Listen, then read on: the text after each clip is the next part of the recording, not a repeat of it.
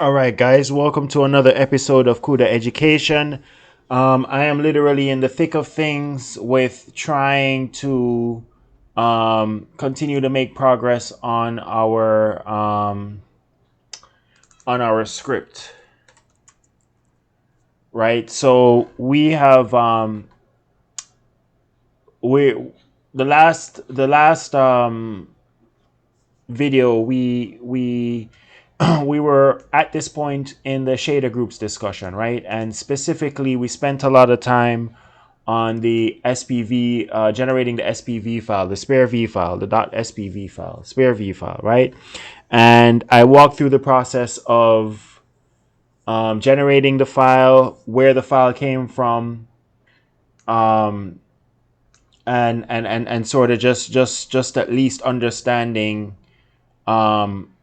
this piece of the code that we're faced with, right? The thing is that we're kind of still we're gonna be here for a little while because I really want to understand what's happening at this point in the code, right? So remember this SPV file, and just to recap quickly, the previous video goes through it in more detail, but recap quickly. Um, we use the compile shaders. There's a Python script, compile shaders, that we use to um, compile. Where is it? That we use to compile these files right here. Okay. I'm only focused on the RayGen file for now, but these files under the GLSL folder, this file creates the RayGen SPV file, right? So we use Python. We use the compileshaders.py script in Python to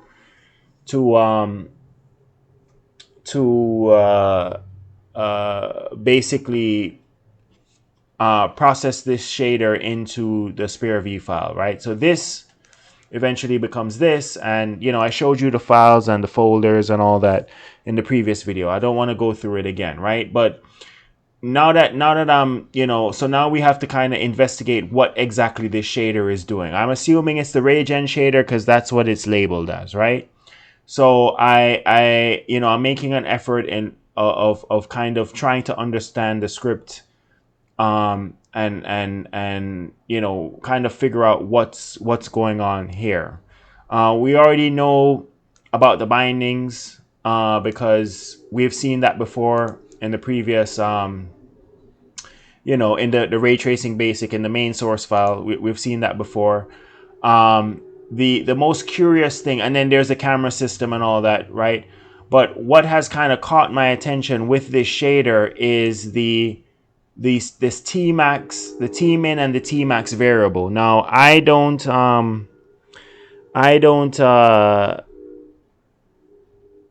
fully I haven't fully internalized the meanings of this variable, the meaning of this variable.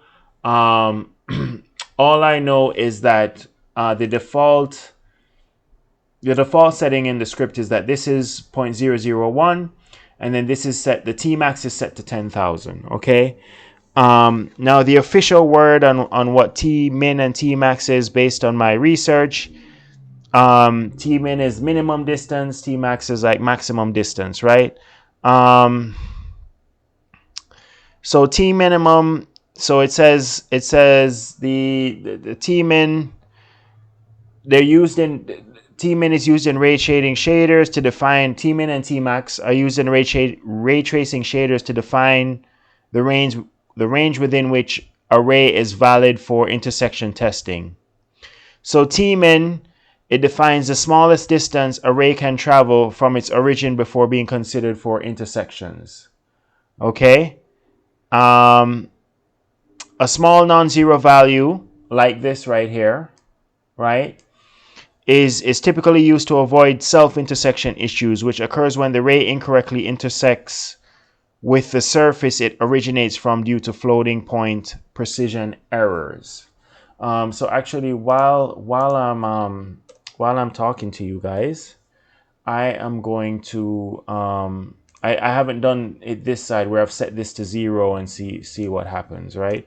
So that's the min, right? So again, the minimum defines the smallest distance array can travel from its origin before being considered for intersection. So they don't use a flat 0 because I don't know, the system or the device that the ray is being generated from, might have it might have, I don't know, a lens, a cover, a film, a thing, whatever, and you kind of want to disregard those intersections because it doesn't it doesn't truly reflect what's happening in the scene. It's just reflecting what's in the device. Okay, that's just me in layman terms, how I internalize it. So I'm just doing another test while we're talking. Okay, so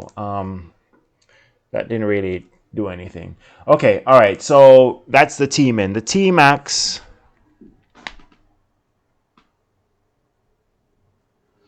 sets the upper bound on how far the ray can travel before being considered invalid or terminated, right? The value is often set to a large number, like 10,000, to encompass the entire scene or bounding area where intersections might occur. So in the default script, this value here was 10,000. Okay, so the process here is, remember now, this is not the main source code. This is the shader. So the process normally is, this is 10,000. I'll just use 9 for now. Okay, just to show you what normally happens, right? So I changed this to 9. This is the raygen.rgen file. I changed this to 9. Remember, that's this guy right here, right? Then I have to run the Python compileshaders.py file. I have to basically compile this shader into the SPIR-V file so that basically we go from here, which is here, to here, which is this guy right here, right? So it interfaces back with our ray tracing basic, right? So I have to update the SPIR-V file, right, to reflect this value 2.9, okay? And then once you reflect that value 2.9 into the SPIR-V, then I rebuild, we go through our normal process, I rebuild ray tracing basic, and then this is pretty much done. At least this file is finished compiling. When I run the compile shader script, it compiles it compiles all the GLSL shaders and GLSL shaders for all of the examples, right? But I only care about ray tracing basic for now. Anyway, so let's just, all right. So now I'm gonna rebuild ray tracing basic, right? Because now the SPIR-V file has been updated in the folder and everything. Again, the previous video goes into more detail with that, right? I'm just trying to be concise here, right? And then I run it. Okay, so we run it, and with this value 2.9 or 10,000, we get our triangle, right? Fair enough. We're all in agreement with this, I think. Oh, we're not in agreement. Wait a minute, guys. Wait a minute. See, this is live research and development. Okay, so now we're getting somewhere. Now we are getting somewhere. So this is a learning lesson, guys. So notice now, this value, the tmax, right? And remember, the tmax is the upper bound on how far the rays can travel before being considered invalid or terminated. So the further away, okay, all right, if that's the case, the further away, let's say your eyes are is the starting point, right? Your eyes are the starting point, right? And then as we rotate this triangle up, notice that rays are being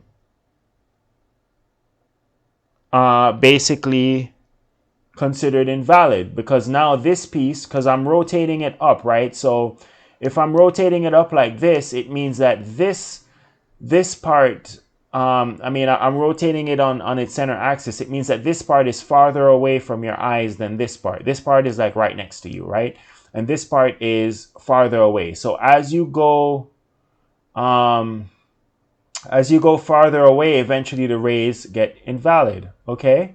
As you get closer, the rays are valid, right? So more rays are now valid, right? And then now the same is true if I rotate on the axis, if I rotate this part below away from the camera. You notice how less and less and less and less and less and less of the rays are now considered invalid, right? And notice that the peak here, the top part here is all right. But as I get closer and closer, as I rotate the triangle closer and closer to the camera, notice that we get back validation. All right. So I didn't realize this, because like what I was doing anyway, I'll get into that later, because I don't want to confuse this, but I don't want to confuse you. But now we're getting somewhere. So we're validating the rays, right? And then of course, if we go side to side, notice that because this part of the triangle is now farther away from the camera, oh wow, okay, right, because this part is farther away from the camera, notice that the rays become invalid. Now let us get back to base. Okay, so this is like baseline, right? Okay, so now remember, now the camera has a zoom in and zoom out feature. So think of it as like you're zooming in. Let's say you had an iPhone and you're recording a scene, and you wanted to manually zoom in. So you're not using the zoom feature on the iPhone itself. You're walking closer to the object. So similar to that, walking closer and walking farther away, we have a zoom feature, which is a scroll up or scroll down feature on the mouse. So when you scroll up, when you scroll down, you're moving the camera away from the triangle, and then when you scroll up, you're going closer to the camera. So notice that all of these rays now are valid. They're valid because you are now closer to the triangle. As we go farther away, you're still valid because you're still close to the triangle. But then as you get farther away, it eventually disappears, right? So wow, this is very interesting. Okay, so now I'm happy that I now I'm happy that I started this video. Okay, so I didn't this is the first time I've noticed this. So what would happen, right? So now we understand tmin and tmax, right? So if I were to change this value to, let's say, 10,000, which is the original value of the script, right?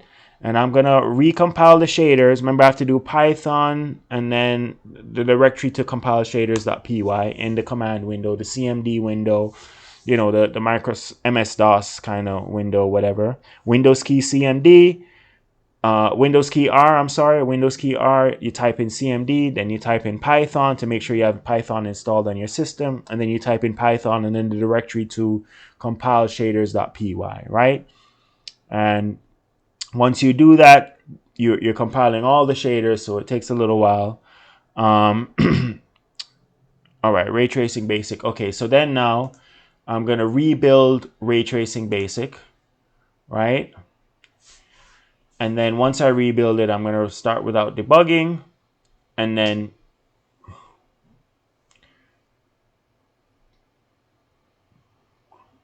okay, so that's what tmin and tmax is, right?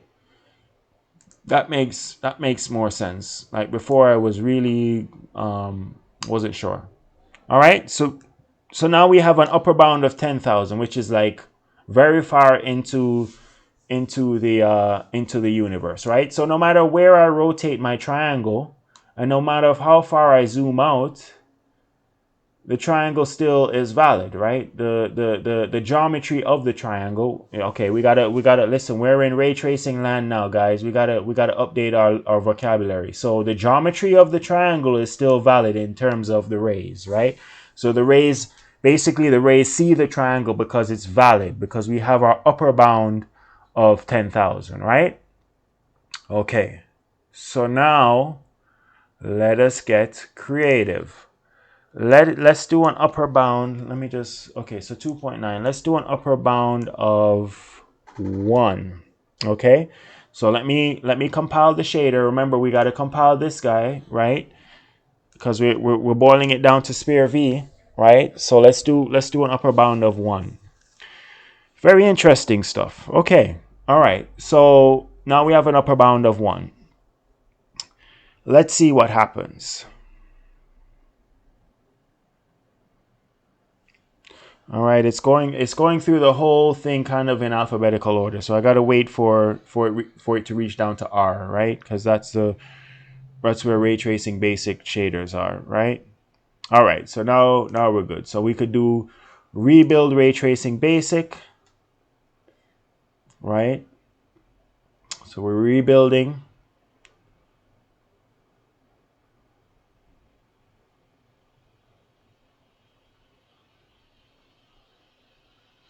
And then we're gonna start. Okay, so what do we get? We get nothing, which makes sense because the upper bound for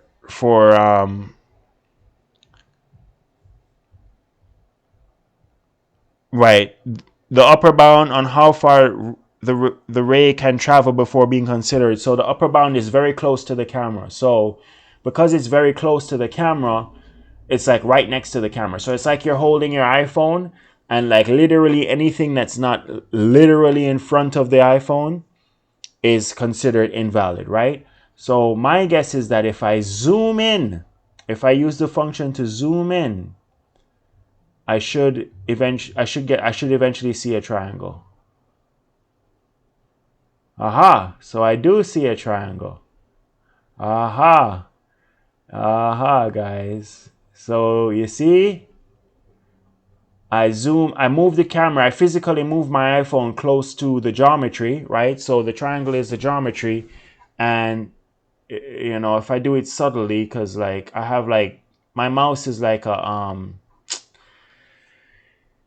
it's not a wheel. It's like one of those touch sensitive things where you scroll your finger on the pad, and then it so when you zoom in or you put your iPhone close to the geometry, you're eventually gonna see the triangle. But as soon as you go too far, our triangle disappears. Once you get back closer, it reappears. Now, I do have a question.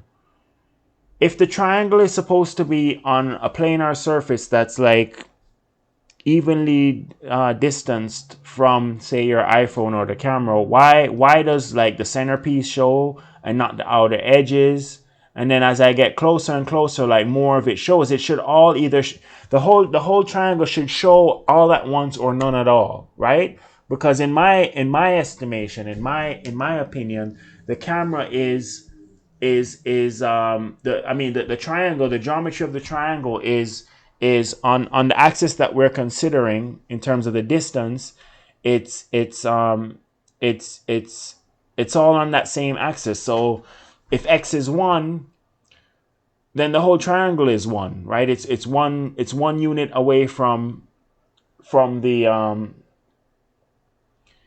it's 1 unit away from the camera. But like for some reason with this thing, it's like, okay, these are valid, but then the outer edges aren't.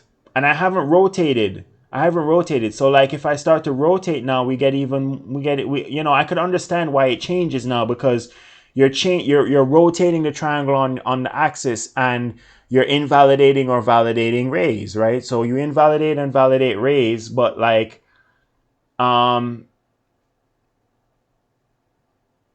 like I understand that part, but like when you first run the script, and I'm not rotating, when you first run the script and you don't rotate anything, right? So I'm not rotating, I'm simply zooming in and zooming out, right? Right, so I'm simply zooming in and zooming out, right? I haven't rotated on the axis or anything. Why is it that only certain rays, like this center ray, why are only these rays valid and not the whole triangle? Because you're just 1 unit away or less than, the whole triangle is on a, I have a rotated the axis, right? So it should just like either show fully or not show at all. So anyway, that is a question for the ages, but we have made progress, guys. We have made progress. Now, this is progress. This is progress. So now we kind of have an understanding of what tmin and tmax is. See, like I was changing these values and getting all kinds of stuff. I will leave. Yeah. I would leave further experimentation to you guys, okay? So I'll leave further experimentation to you guys. The only other thing I want to say about this tmin and tmax stuff is this.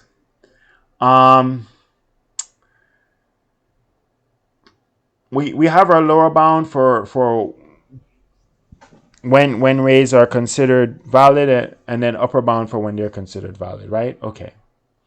I want you guys to start thinking about, and I'm gonna try and do some research into this trace ray ext thing. I want to if you guys have anything to add to it or whatever, but I want to investigate what this trace ray ext is, especially because the tmin and the tmax is there in it, right?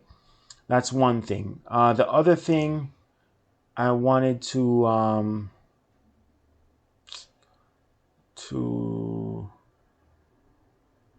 what was it? It was just give me a second. It was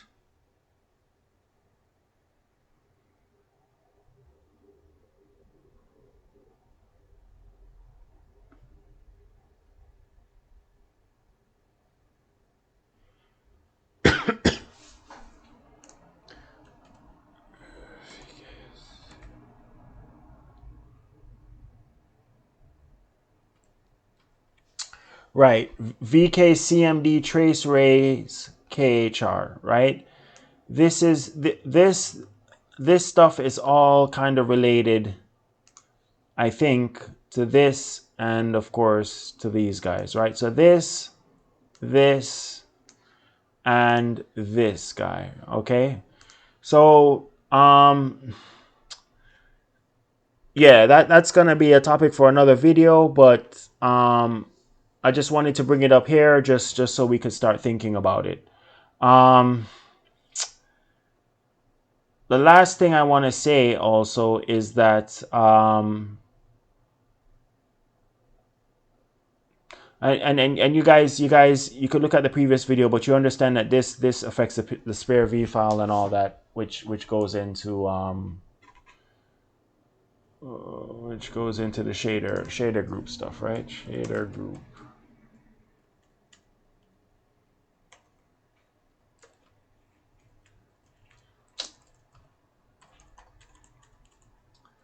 Oh, come on. Right. It all goes into the shader group stuff. Right.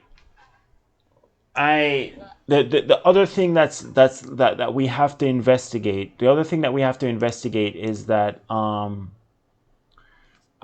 is the discussion of the actual generation of the rays, right? So I said when I initially went down this ray gen shader thing and all that stuff is that I care about how the rays are generated, right? So and number of rays that are generated and all that stuff, right? And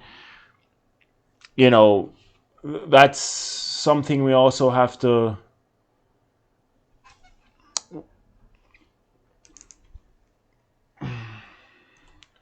we still have to tackle.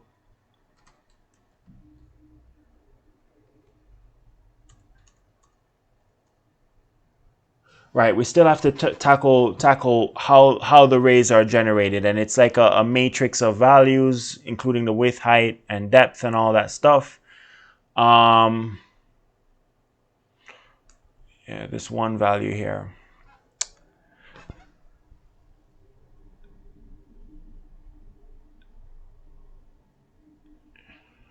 Right. So anyway, guys, I think this is enough for this video. We now know that the tmin and the tmax are the upper and lower bounds for validating and invalidating rays.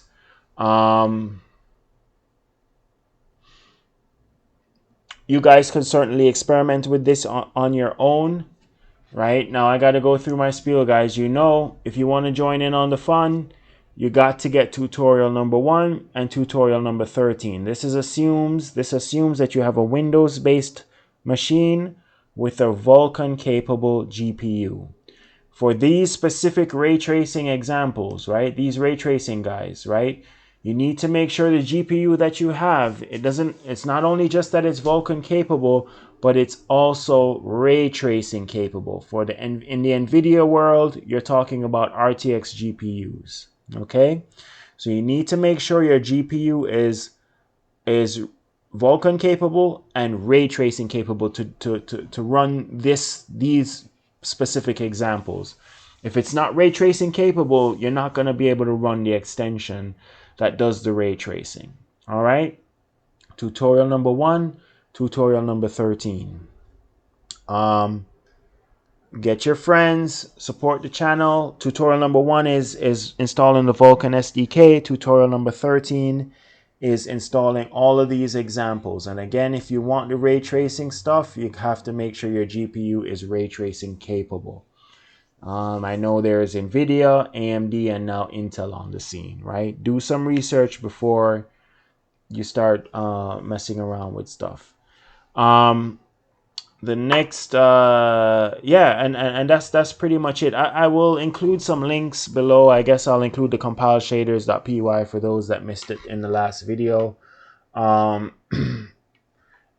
we're learning, guys. That's all I could tell you.